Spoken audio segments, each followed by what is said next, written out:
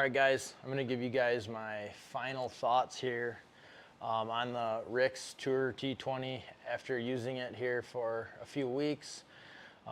Rick sent me this out to test, and I used it for the past 4 weeks. So just going to kind of give you guys a recap of my final thoughts. And one of the first things that I love about this optic is it's super easy to use, which that is one of the things I love about all the Rick's scopes and binoculars and things that I've used from them before. They all are just super simple to use. They're functional. I haven't had any issues with any of them. So that's a big positive for me. Very easy to use. This was my first go around at a night vision scope. I will say that the infrared light, I'll put some videos at the end here from when I was using it.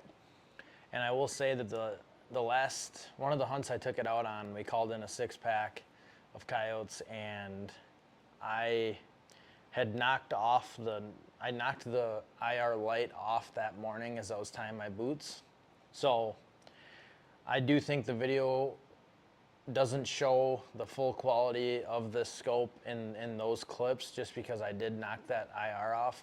But I'll show you some other clips from when I had it out before, and I felt like the quality was a lot better. The one thing that I struggled with was where I'm at, it's hilly, and it was kind of hard for me to see things like that were just on the other side of rises. I would see them, but it would be hard to, it was like that IR light got kind of nicked by the hill, so there could be a coyote that I could just see its head or upper body, just kind of over the crest of a hill, and it would be difficult for me to see. So that was one thing. I know you can get a better IR light, I believe, and you can upgrade that, and it does help, I think, quite a bit from what people told me. But like I said, one thing that I like to do in these testing processes is I like to do very little research. I want to try to make it as hard on myself to set up. Just take it right out of the box and just see how easy it is to figure out. And this was one of the easier ones. Obviously, being a tube style scope, it resembles a very, easy to use platform, but all around it was pretty easy to use. One thing I did love about this also was the daytime footage. So I'll put some daytime footage here at the end too. And I liked that quality of the daylight footage a lot. I would actually love to use this more in the daylight. That's one of the positives I really liked. The record features, the bullet mode, so the recoil activated shots, those were really handy. The videos all look really good. They're easy to download onto the Rick's app.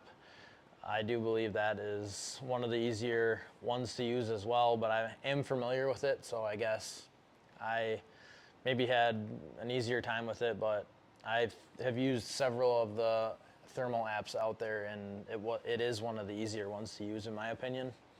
So yeah, all around, I mean, it's a really good optic for the money. I see why people like to use night vision. It's pretty cool to see those animals, and I think that if somebody really wanted to, night vision hunt, this would be a good setup to start with, and you could eventually, upgrade the light and, get a better, higher powered IR light on there, and I think you could really extend your range. But the thing I liked about hunting with it at night was when I saw something, I got on it with this, I could ID it just like that. So I did like that part about the night vision, and I would see no issue putting down a lot of fur with this, especially with a little more time and working on that setup and working on perfecting it. And so yeah, all around, really good optic for the money. I would be more open to using more night vision as I use this. So yeah, especially for the daytime. If you're a daytime hunter, you want to capture a video of daytime hunts, I really like this for the daytime. So yeah, check out the Rick's Tourer T20, and I think you'll enjoy it.